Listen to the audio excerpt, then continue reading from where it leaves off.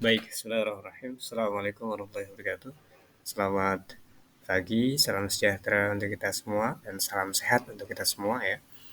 Oke, pada kesempatan kali ini kita akan belajar terkait dengan pelajaran ekonomi di kelas 10, di mana kita akan bahas tentang kebutuhan manusia, kebutuhan menurut bentuk dan sifatnya. Pada dasarnya kebutuhan manusia ini dibagi menjadi dua ya, ada kebutuhan jasmani dan rohaninya. Kalau jasmani ini lebih ke tubuhnya nih, kalau rohani ini lebih ke pola pikir gitu ya, rohnya gitu ya. Oke, di sini juga kita bahas dulu kebutuhan jasmani. Kebutuhan jasmani atau materi ya, kalau kita bahas tentang jasmani ini berarti kebutuhan yang menjadikan kita tuh hidup lah pada dasarnya materi lah ya, entah itu makan untuk makan ya, kebutuhan seperti itu. Eh, apa namanya untuk memenuhi kebutuhan jasmani ini ya, jasmani itu raganya ya, tubuhnya gitu ya. Kalau rohani itu rohnya ya, pola pikirnya gitu ya, mentalnya dan seterusnya ya. Kebutuhan ini misal makanan ya, eee, pakaian, terus lagi tempat berlindung ya. Tempat berlindung itu seperti halnya rumah gitu ya, olahraga ya untuk kesehatan dan seterusnya. Nah, ini kebutuhan jasmaninya tadi ada makan, ya, ada pakaian ya, tempat berlindung, ya salah satunya contohnya rumah gitu ya. Mungkin kebutuhan jasmani untuk pengobatan juga bisa ketika kita dalam konteks sedang sakit kan gitu. Nah, kalau kebutuhan rohani itu apa sih? Kebutuhan rohani ini lebih kebutuhan spiritual ya, untuk diperlukan untuk memenuhi keperluan rohani ya. Rohani itu adalah jiwa atau pikirannya ya, tadi sudah saya sampaikan juga. Jika kebutuhan rohani ini dipenuhi, ya, maka seorang akan mendapatkan kepuasan batin gitu ya. Contoh kebutuhan rohani antara lain ya tentunya pendidikan, ibadah ya, rekreasi ya. Jadi yang membuat dia itu senang gitu ya, yang buat dia itu pola pikirnya itu lebih ke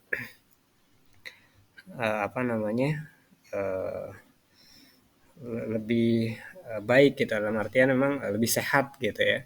Contoh ketika ada rekreasi ya kan, seorang itu akan lebih refresh lagi ya, di mana dia eh, apa namanya dia akan yang awalnya mumet mungkin barangkali seperti itu, dan ketika dia udah masuk di sarana rekreasi jalan-jalan gitu ya. Kalau di sekolah itu yang biasa sekolah mungkin sekolah baik ya, dalam artian memang eh, guru BK ini biasanya ketika ada seseorang ini yang ngeluh dan seterusnya ya, ada bahkan ada emosi dan seterusnya gitu ya. Dia ada satu ruangan di mana ruangan itu tuh bebas untuk berkreasi sebebasnya gitu. Entah itu di situ ada drum gitu, drum band, ada gitar dan seterusnya. Untuk apa sih? Untuk meluangkan keluhannya, keinginannya. Untuk apa sih? Supaya dia fresh lagi untuk belajar. Jadi oke okay, kan? Jadi dia akan lebih mudah untuk belajar kan gitu. Nah, di sini juga kebutuhan rohani itu termasuk kebutuhannya kan gitu. Kebutuhan rohani itu di mana keinginannya ini, hanya bukan untuk makan ya, tapi untuk menyegarkan pikirannya atau enggak, memuaskan pikirannya atau, jiwanya atau raganya gitu ya, jiwanya ya, jiwa itu lebih ke rohnya gitu ya, gitu. Supaya dia itu lebih fresh gitu.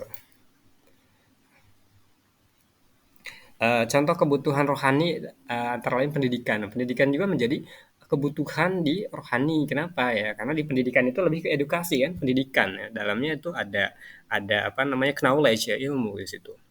Nah, di mana ketika seseorang itu masuk ke sekolah, dia akan belajar. Nah, dari pembelajarannya itu akan masuk ke pikirannya kan gitu. Dia jadi paham, dia jadi mengerti, dia jadi tahu gitu ya dari pembelajaran gitu. Itu masuknya ke rohani.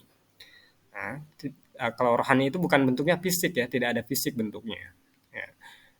Kebutuhan rohani juga ibadah ya, ibadah sholat gitu ya, ibadah apa namanya ngaji barangkali ya, ibadah-ibadah lainnya gitu ya, sesuai dengan agama masing-masing. Untuk apa sih tujuannya? Untuk memperkuatkan diri ya, beriman ya. Iman itu untuk memperkuat diri ya, pada yang maha penciptanya pada dasarnya gitu. Nah, oke.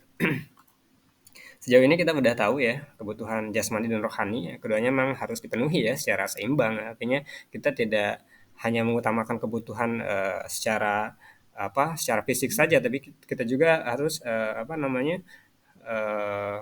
menyesuaikan kebutuhan kita ya terkait dengan rohani kita juga gitu. Artinya apa? Kita tidak hanya mengutamakan kebutuhan jasmani saja, tapi juga kebutuhan rohani ya. Dengan bersekolah, Anda akan memenuhi kebutuhan rohani yang utamanya. Nah, kelak keahlian, keterampilan yang Anda peroleh dari sekolah akan menjadikan bekal berharga dalam usaha memenuhi berbagai kebutuhan lainnya. Oke, gitu ya.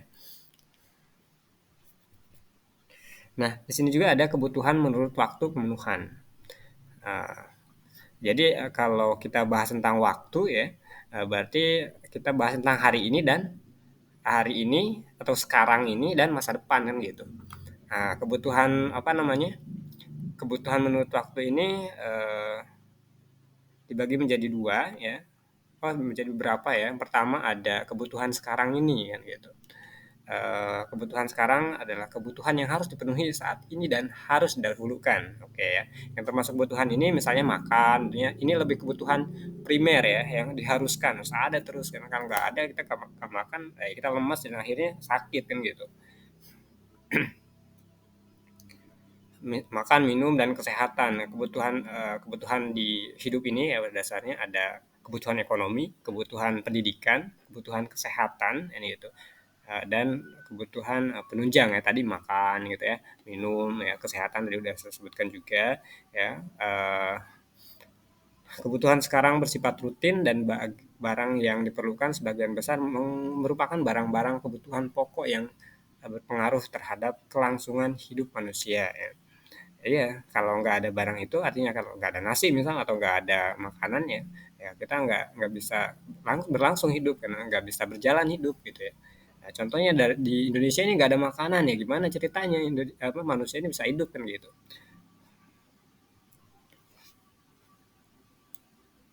Nah, kebutuhan sekarang merupakan kebutuhan yang tidak dapat ditunda atau bersifat mendesak ya, harus ada gitu ya. Misalnya manusia membutuhkan obat di saat sakit gitu ya. Nah ini kebutuhan sekarang ini nih ketika ini tergantung konteks kita nih. Ketika kita sakit ya tentunya membutuhkan obat kan gitu.